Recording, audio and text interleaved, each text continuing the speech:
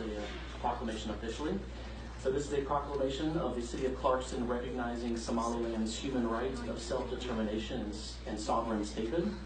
Whereas understanding that the Somaliland peoples who live in Clarkston contribute to the social fabric of the city and value their human right to self-determination as a people, for Somaliland to enjoy fully recognized status as a sovereign state by the international community, to include the United States and African Union. And whereas recognizing that since 1991, Somaliland has had a democratically elected government and president. In this time, there have been 5 elections and changes of president. And whereas acknowledging that because the international community has failed to recognize Somaliland's right to self-determination and sovereign statehood, Somaliland has not been able to receive much needed international aid. Whereas benefiting from the fact that Somaliland has safeguarded international waters, preventing lawlessness such as piracy for decades, and whereas recognizing Somaliland will aim to strengthen cooperation in the fight against terrorism, extremism, piracy, illegal fishing, toxic dumping, and other serious crimes.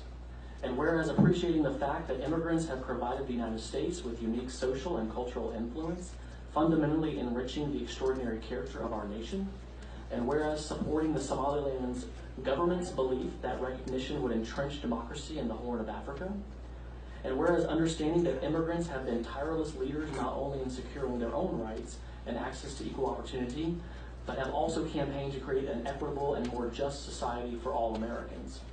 And whereas believing that marketing Somaliland as a safe tourist destination, primarily cultural and ecotourism, could also emerge as an important segment of the Somaliland economy.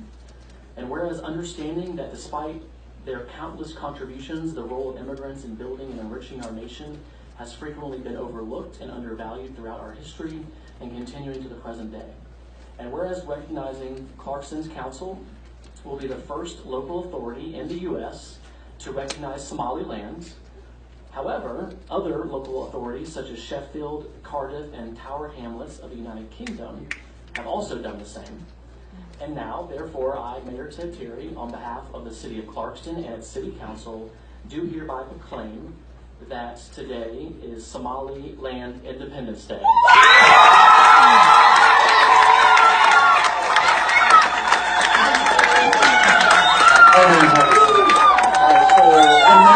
The motion hasn't passed it yet. So, is there a motion to approve?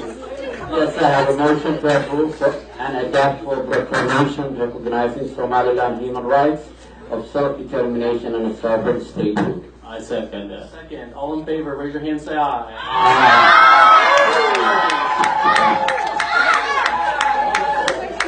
So we have all of you, your beautiful faces in the crowd, and we want to take a picture of this moment. Why don't the council come to y'all? Everyone stay still, maybe stand a little bit, and anyone who's our photographer, let's take a photo together, okay? Let's do this! Yeah. Since 1979. Lived in Georgia since '88.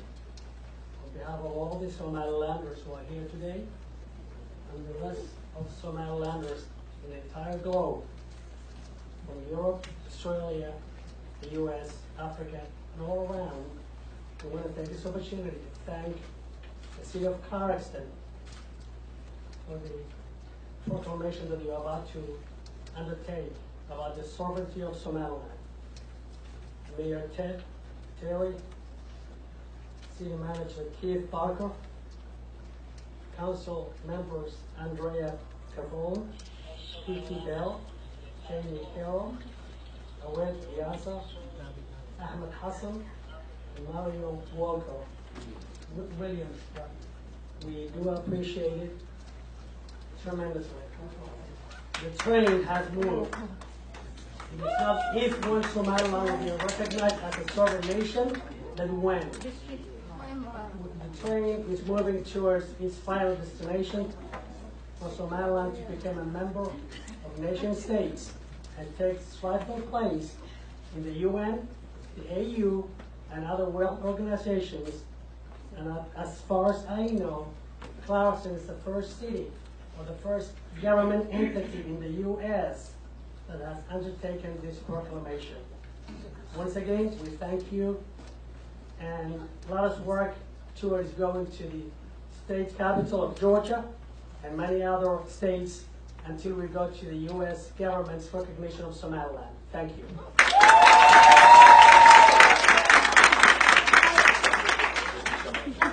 My name is Sami Abdullah. I appreciate you so much. I just want to tell you that my people of Somaliland is watching you live, even though it's early in the morning and middle of the night. It's 7 hours difference, but people are tuned to Clarkston website tonight, watching these historic events, because this is the right of the human rights, people's human rights for self-identification. And I know, Mario, how that is important to you, but I want to thank you all and tell you this is on behalf of my government, on behalf of the Ministry of Foreign Affairs of Somaliland, and on behalf of the Diaspora Agency and all my people back home who are tuned and waiting to be seated and waiting for equity and justice to be done and for the case to be heard, because they've actually fulfilled all the requirements to be a statehood. And this is really a historic event. You have no idea how this is a time in history that would be written about Clarkston as a welcoming place and a place where we feel that it's a home, and all of you are not just the mayor and the city council members, but also personal friends. Thank you.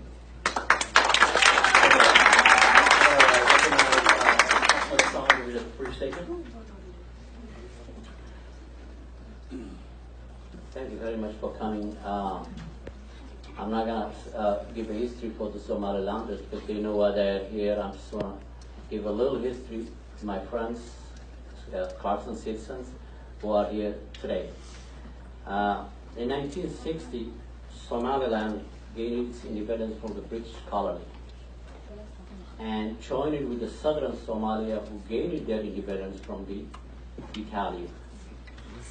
They together made Somali Republic. Unfortunately, on the 1990, that government collapsed and the country went to anarchy and chaos. That's when Somaliland went back and took their independence back.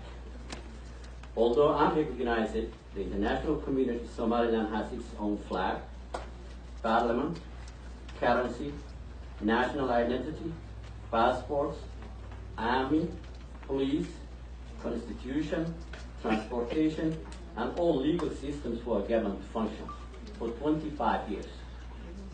Its presidents come to power through much contest election, sometimes won with the narrowest margins, unlike many other African countries. The results are respected even though the opposition wins. After 25 years of self-governing, with a population of 3.5 million, without recognition, Somaliland people are arguably one of the most stable, peaceful, and democratic places in Horn of Africa.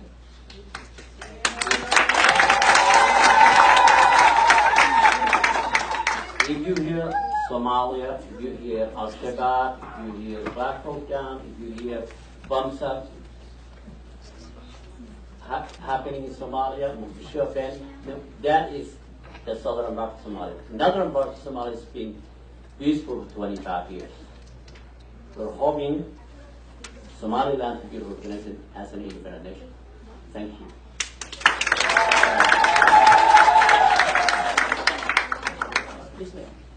بسم الله الرحمن الرحيم.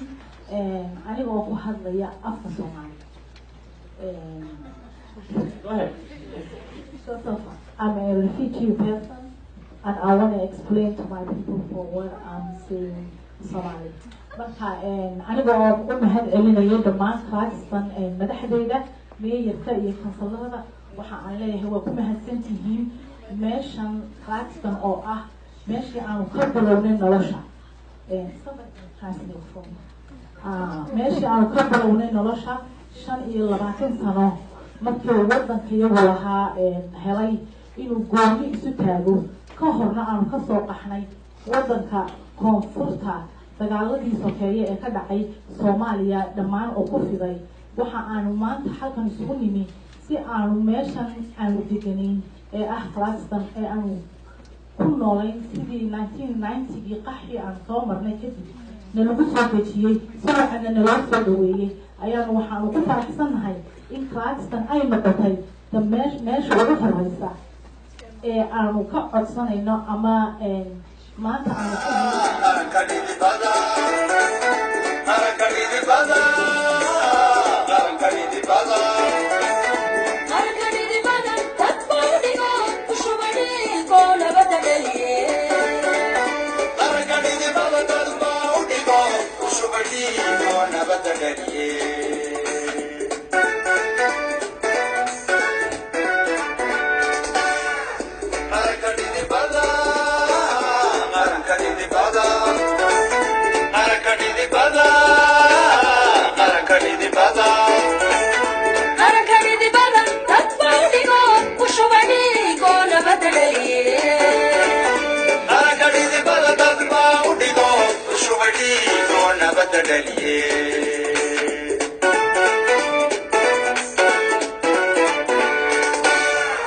ميان دبيران كل بعالمكم